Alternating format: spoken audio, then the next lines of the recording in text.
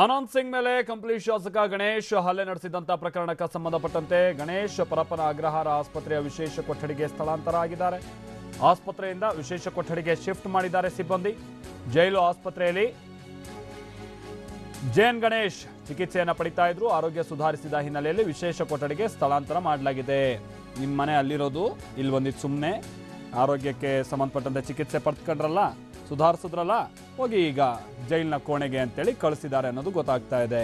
ಯಾಕಂತಂದ್ರೆ ಆಗಿದ್ದೇ ಅಪ್ಸ್ಕೊಂಡು ಹೆಚ್ಚು ಕಡಿಮೆ 1 ತಿಂಗಳು ತನಕ ಆಗೆಲ್ಲ ಜೈಲು ವಾಸ ಆಗಲೇ ಅನುಭವಿಸ್ಬೇಕಿತ್ತು, ತಪ್ಸ್ಕೊಂಡಿದ್ರು.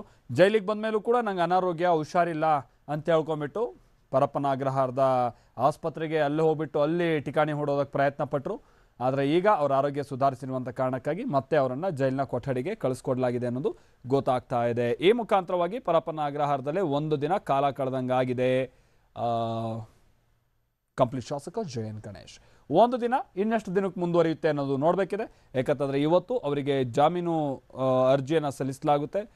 ಬಹುಶಃ ಕೋರ್ಟ್ ಜಾಮೀನನ್ನು ಕರುಣಿಸುವಂಥ ಚಾನ್ಸಸ್ ಈ ಹಂತದಲ್ಲಿ ನೋಡ್ತಾ ಇದ್ರೆ ತುಂಬ ಕಮ್ಮಿ ಅಂತಲೇ ಹೇಳಲಾಗ್ತಾ ಇದೆ. ನೋಡಬೇಕಿದೆ ಆದರೆ ನಂತರದ ಹಂತದಲ್ಲಿ ಏನಾಗ್ಬೋದು ಅಂತ. ಜಗದೀಶ್ ಇದಕ್ಕೆ ಸಂಬಂಧಪಟ್ಟಂತೆ ಮತ್ತಷ್ಟು ಡೀಟೇಲ್ಸ್ ಕೊಡ್ತಾರೆ. ಜಗದೀಶ್, ಅಂತೂ ಆರೋಗ್ಯ ಸುಧಾರಿಸ್ತಾ ಇದ್ದಂಗೆ ಮತ್ತೆ ಎತ್ತಂಗಡಿ ಮಾಡಿದ್ದಾರೆ, ಹೋಗಪ್ಪ ನಿನ್ನ ಸೆಲ್ ಇರೋದಲ್ಲಿ ಅಂತ ಹೇಳ್ಕೊಂಡ್ಬಿಟ್ಟು. ಏನು ಅಪ್ಡೇಟ್ಸ್ ಲಭ್ಯ ಆಯಿತು ಇದಕ್ಕೆ ಸಂಬಂಧಪಟ್ಟಂತೆ? ಆರೋಗ್ಯ ಕಂಪ್ಲೀಟ್ ಸುಧಾರಿಸಿದ್ಯಂತ, ಏನು ಕತೆ?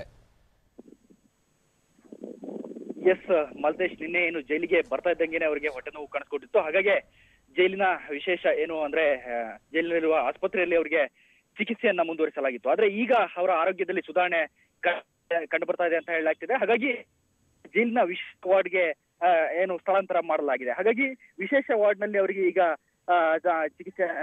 ಚಿಕಿತ್ಸೆಯನ್ನ ಮುಂದುವರಿಸೋಕೆ ಡಾಕ್ಟರ್ ಒಂದ್ ಕಡೆ ನೋಡ್ಕೊಳ್ತಾ ಇದ್ರು ಕೂಡ ವಿಶೇಷ ವಾರ್ಡ್ಗೆ ಅವ್ರನ್ನ ಸ್ಥಳಾಂತರ ಮಾಡಿದ್ದಾರೆ. ಹಾಗಾಗಿ ಈಗ ಈ ಹಿಂದೆ ದುನಿಯಾ ವಿಜಿ ಏನು ದರ್ಶನ್ ಅವರು ಮತ್ತೆ ನಲ್ಪಾಡ್ ಅವರು ಇದ್ದಂತ ಕೊಠಡಿಗೆ ಅವ್ರನ್ನ ಈಗ ರವಾನೆ ಮಾಡಲಾಗಿದೆ. ಹಾಗಾಗಿ ಈ ಕಡೆ